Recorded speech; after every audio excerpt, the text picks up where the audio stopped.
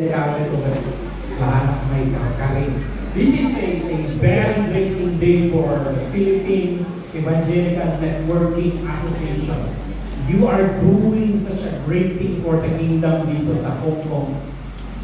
I was still studying sa Asia Pacific Theological Seminary when the pastors, the pioneering pastors, are already working this grand vision of the Lord dito sa Hong Kong. And I feel so honored. Thank you very much for inviting me, for giving me the honor to be the first speaker in this first. I feel so honored. Thank you very much.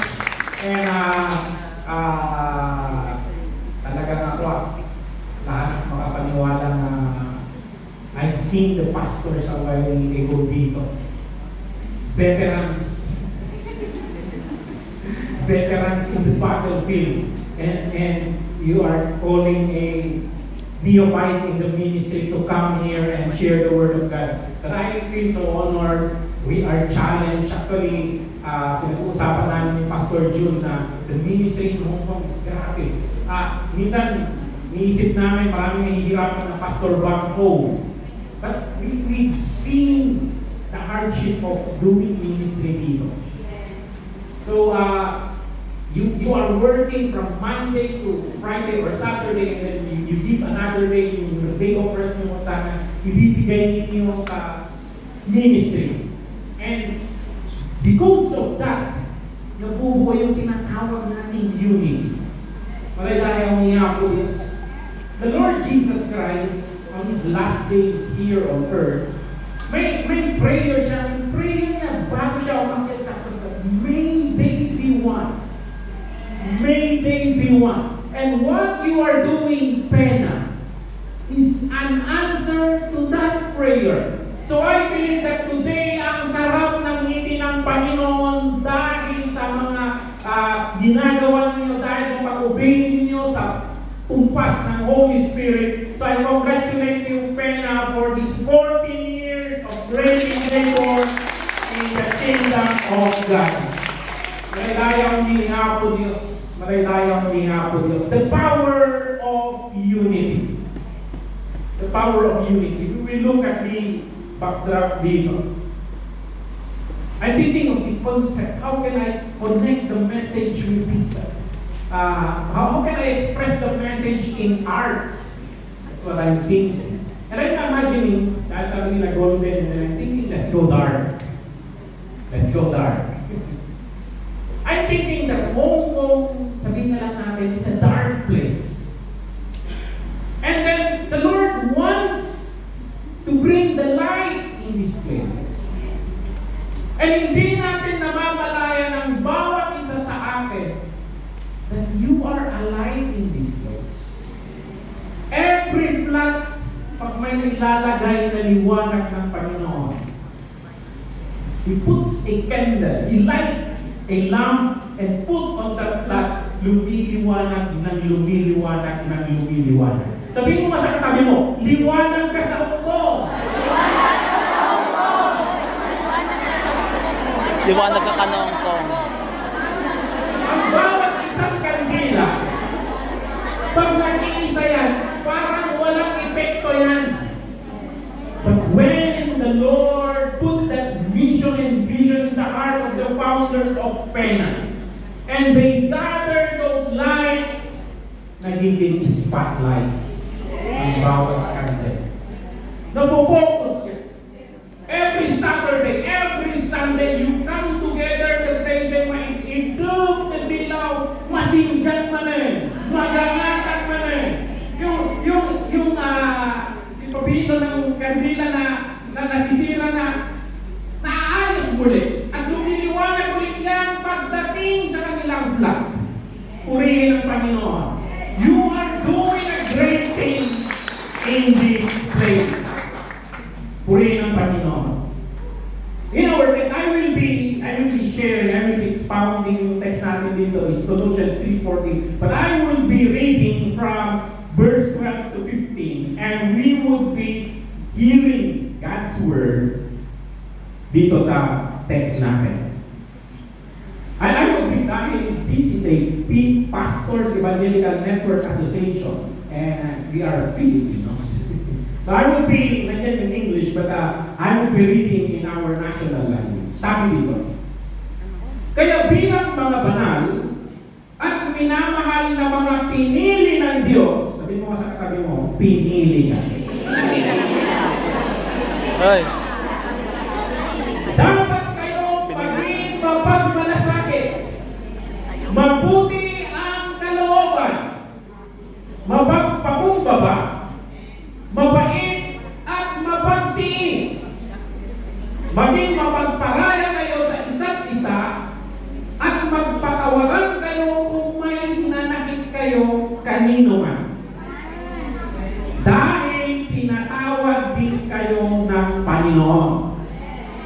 At higit sa lahat, pairalin ninyo ang pag-ibig na nagdudulot ng tunay na pagkakaisa. That is our theme. Verse 15, pagharin ninyo sa mga puso ninyo ang kapayapaan ni Kristo, sapagkat bilang mga bahagi ng iisang katawan, tinawag kayo ng Diyos upang mamuhay ng mapayapa. Dapat din kayo maging mapagpasalamat. Praise the Lord for His word.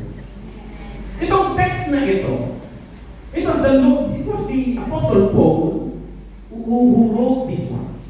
He is thinking of the church in Colossae. Itong church sa Colossae, makikita niyo yung picture, the next slide. In the church of Colossae, itong church na ito, hindi niya nakita ito. Hindi siya ang nag-establish ng church na ito. So, you can click to the next slide. He was thinking about it kasi narinig niya ang balita mula kay Epaphras. So maybe nakaka-relate kami rito kasi kay Apostle Paul, nilagay ko yung dalawang picture dyan, thinking about Colossae. And in the long run, maybe thinking about the Church of the Lord in Hong Kong. And Paul never saw Colossae. Kasi ang Colossae, hindi lang isang church yan. It is like Pena. It is a main church in the city of Colossae. Parang sa Hong Kong na napakaraming churches sa city ng Hong Kong. Parang ganun yung context nito. And nababalitaan niya, naririnig niya yung ang gandang ginagawa ng Panginoon sa kanila. Siguro pag nag-browse siya sa kanyang Facebook, nakikita niya yung mga posting yung every Sunday. Nakikita niya yung mga magagaling na dancers. Nakikita niya yung mga singers. They come together. Nakikita niya yung mga pastoras na they should be retiring but they are doing their best to serve the Lord. At tuwang-tuwa si Paul. Yung emotion ni Paul, hindi ko tuwang-tuwa siya. So this is like a picture of the church in Hong Kong. And kaya niya sinusulat ito to congratulate them, to understand who they are, and that they may become more according to the plan of God for them. Dito sa Hong Kong, napakaraming ginagawa ng Panginoon at minsan hindi natin nakikita sa bird's eye view. Ang nakikita lang natin yung flag mo. Nakikita mo lang yung problema mo. Ang nakikita mo lang yung makapakasar yung kapilyayo. Yun lang yung nakikita mo. Pero hindi mo kasi nakikita yung bird's eye view. Or God's eye view. Sa amin, iba yung perspective na nakikita namin kasi nasa malayo ka. I don't know kung experience ka ito. Maraming bagay-bagay sa Pilipinas na hindi mo na-appreciate. Pero paglayo mo, isipin pala mo, blessed pala ako. Yung kinamumuhian mong tuyo ba ko, nasa mo.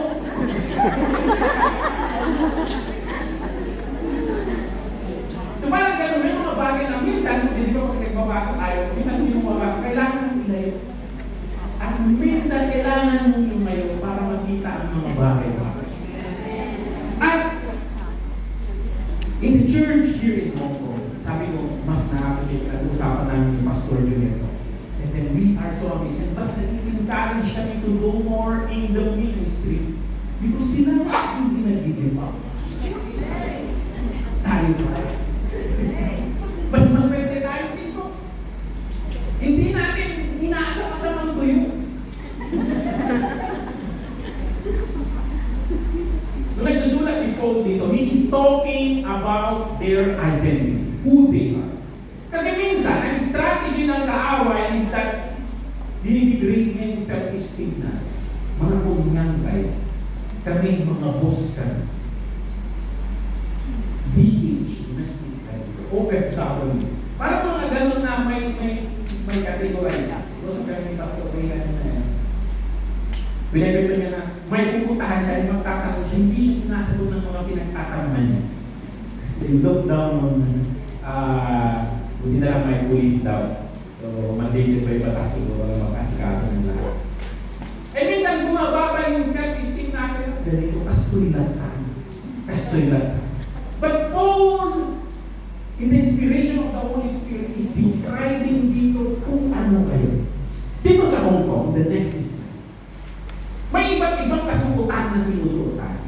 Sa ngayon, siguro kahapon, pag nakasuot ka ng apron, it speaks of your duty as a helper, doon sa flag niya.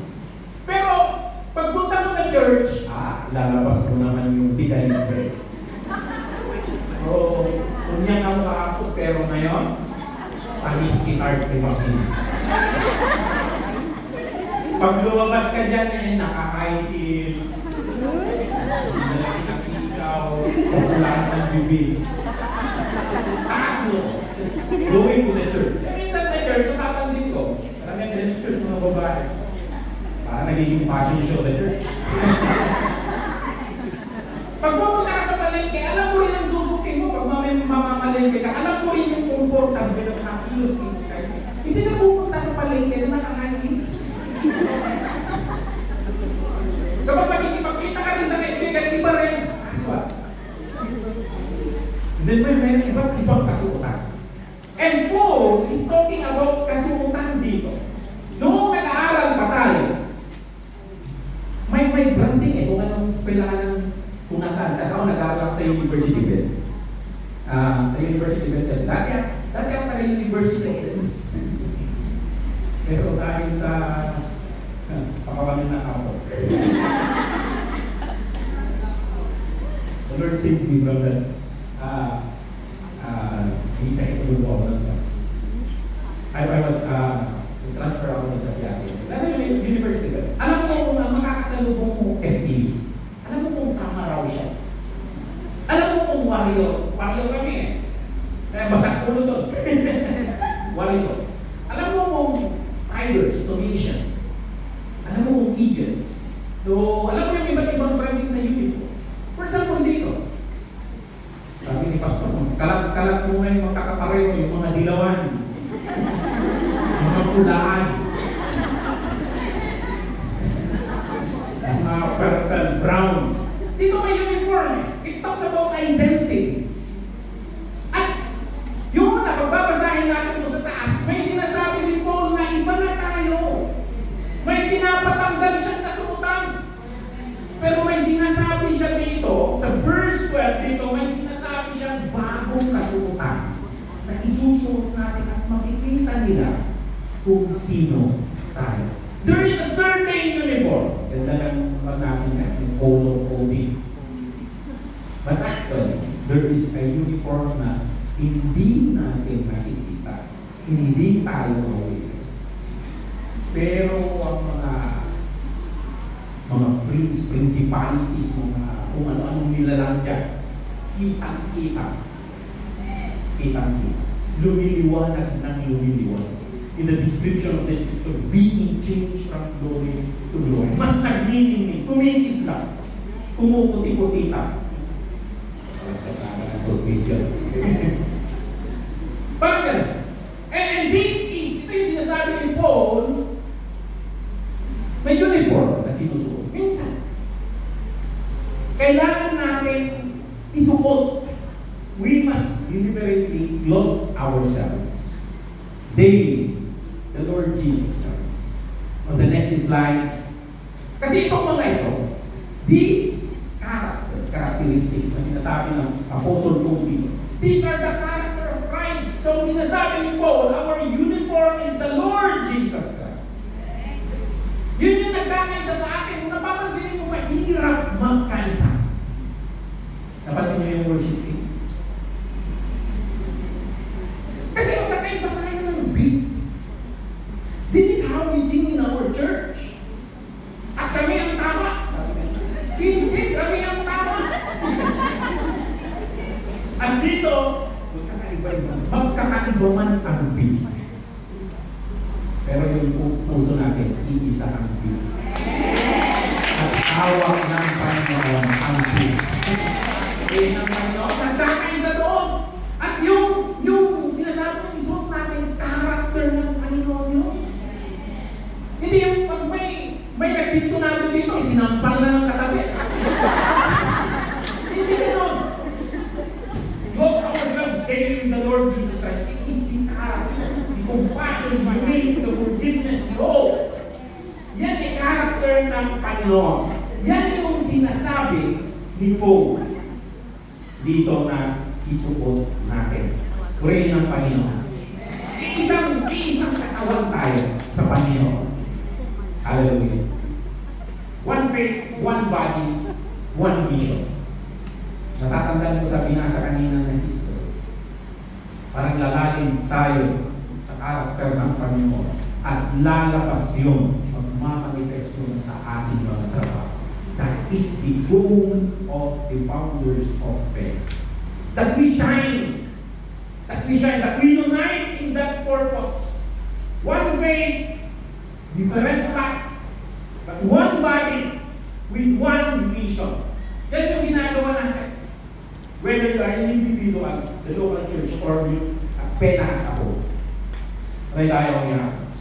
But before discussing yung uniform na susuot natin, the Apostle Paul talked about who you are. There are 3 dimensions of our life as a believer. Yan. Yung identity, sa identity niya tayo muna, titignan natin yung identity that grounds us. The clothing and the empire. Diyan tayo magtutuon. Now, ang unang punto, kung doon sa identity, remember your unshakable identity. Yung unang binasa natin, you are chosen. Kaninang umaga pa lang, dinig ko na. Greetings na isa. Chosen.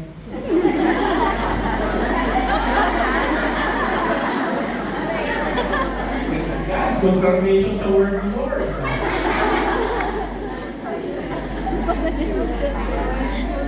You are chosen.